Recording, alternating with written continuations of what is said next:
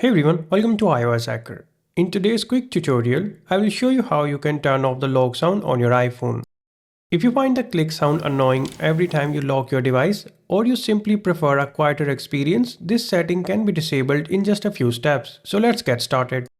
First, unlock your iPhone and open the Settings app. Next, scroll down and tap on the Sounds and Haptics option. This menu controls all sound effects, vibrations, and system feedback. Now scroll down until you find the toggle labeled lock sound. By default, this is turned on. Simply switch it off and that's it. Your iPhone will no longer make the clicking noise when you lock the screen. Even if you're not hearing the lock sound even when it's enabled, remember that silent mode and focus modes can also affect sound behavior. But disabling lock sound guarantees you won't hear it at all. And that's how easy it is to turn off lock sound on your iPhone. If you found this tutorial helpful, make sure to give it a thumbs up, subscribe to iOS Hacker and check out our other iPhone tips and tricks. Thanks for watching.